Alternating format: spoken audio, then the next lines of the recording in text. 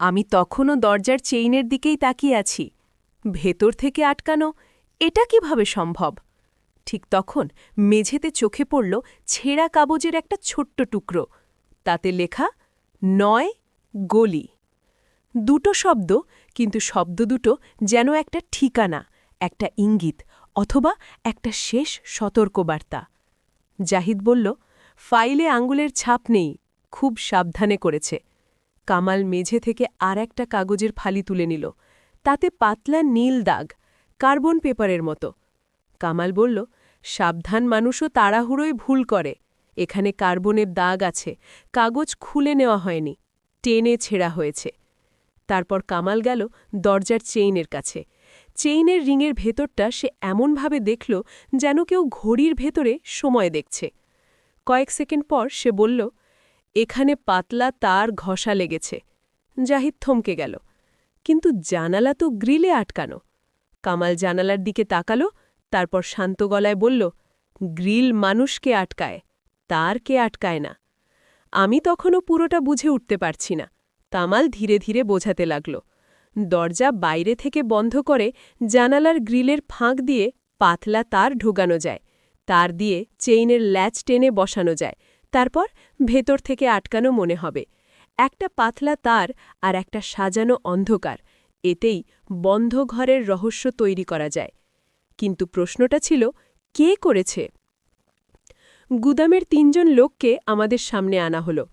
Clerk Rafiqul Islam, নৈশ প্রহরী মুজিবর আর ঊর্ধ্বতন সহকারী কুদরাতুল্লাহ। ৩ জনই বলল, কেউ ঢোকেনি, দরজা আটকানো ছিল, আমরা কিছু জানি না। কামাল প্রশ্ন করল না বেশি।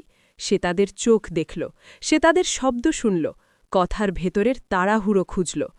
হঠাৎ কামাল কুদরতুল্লাহকে জিজ্ঞেস করল, আপনি জানলেন কিভাবে সালেহ আজ রাতে ডিউটিতে? কুদরত একটু থমকাল, তারপর বলল, ডিউটির কথা তো সবাই জানে। কামাল সোজা তাকিয়ে বলল, সবাই জানে না, নৈশ ডিউটির তালিকা প্রতিদিন বদলায়, ওটা জানে অফিসের ভেতরের মানুষ। সেই মুহূর্তে আমি বুঝলাম, এ কেসে খুনি বাইরে থেকে আসেনি, খুনি ভেতরেরই কেউ হতে পারে। আর তখনই ৯ গলি কথাটা কামাল আবার উচ্চারণ করল। সে বলল, কার্বন কাগজ থাকলে কোথাও না কোথাও ছাপাখানার গন্ধ থাকবে। আমরা গেলাম পুরান ঢাকার দিকে, লোকেরা যেটাকে বলে ৯ নম্বর গলি। সেখানে একটা ছোট্ট প্রেস, আজাদ প্রেস। প্রেসের ভেতরে কাগজ কাটা ছাট, আর এক কোণে নীল কভারের মতো কাগজের ছাট। কার্বন পেপারের আধখানা অংশও পাওয়া গেল। প্রেস মালিক বৃদ্ধ হাকিম আলী ভয় ভরা গলায় বললেন, বাবারা, আজকাল কাগজ ছাপা মানেই ঝুঁকি। যা চলছে শহরে, মানুষ রাতে আসে বলে ছাপাতে হবে, নাম বলবে না, কাজ বলবে না, শুধু তাড়া দেবে। কামাল খুব শান্তভাবে বলল, যে নথির জন্য মানুষ মরে সেটা সাধারণত রাতেই ছাপা হয়। এখন শুনুন, এখানে একটা ফ্ল্যাশব্যাক। সালেহ আহমেদকে আমি কখনো খুব কাছ থেকে দেখিনি, কিন্তু সেই রাতে গুদামের টেবিলের ওপর তার হাতের ভঙ্গি দেখে একটা দৃশ্য কল্পনা করা যায়। ফ্ল্যাশব্যাক। সালেহ টেবিলের সামনে বসে, হাতের কাছে নীল ফাইল, সে কাগজ ওল্টায়, কাগজের ওপর কার্বন। কেউ বাইরে দাঁড়িয়ে আছে, দরজার ওপারে শ্বাসটা ভারী। তারপর দরজা খুলে যায়। একজন বলে, ফাইলটা দিন। সালেহ বলে, এটা সরকারি নথি, আপনি কে? তারপর ধস্তাধস্তি, একটা চেয়ার সরে যায়, কণ্ঠরুদ্ধ হয়ে আসে, আর কয়েক সেকেন্ডের মধ্যে সব চুপ। ফ্ল্যাশব্যাক শেষ। বর্তমানে ফিরে আসি। প্রেসের দরজার সামনে হঠাৎ দাঁড়িয়ে গেল কুদরতুল্লাহ। তার মুখে তখন আর ভদ্রতা নেই, শুধু ধরা পড়ে যাওয়ার ভয়। কামাল একবারও চিৎকার করল না, সে শুধু বলল, তুমি নীল ফাইলের কাগজ এনে এখানে ছাপাতে দিয়েছ। সালেহ বাধা দিয়েছে, তুমি তাকে সরিয়েছ। তারপর দরজায় চেইনের নাটক সাজিয়েছ, কারণ তুমি জানো পুলিশ বন্ধ ঘর শুনলেই বিভ্রান্ত হবে। কুদরত কাঁপা গলায় বলল, আমি খুন করতে চাইনি, আমাকে বলা হয়েছিল শুধু কাগজ নিতে। সালেহ ধরতে গেল, ধস্তাধস্তি, তারপর কথাটার ভেতরেই সবচেয়ে ভয়ঙ্কর অংশটা থাকে, কারণ তারপরের ঘটনা মানুষ নিজের কাছেও পুরো স্বীকার করতে পারে না। কামাল ধীরে ধীরে বলল, তুমি কুপির কাজ পরিষ্কার রেখেছ, যেন মনে হয় রাতভর আলো জ্বলেছে। তুমি কেরোসিনের গন্ধ রেখেছ, যেন গুদামের রাতটা স্বাভাবিক লাগে। কিন্তু চেইনের রিংয়ের আঁচড়টা, ওটা তোমার তাড়াহুনোর সাক্ষী।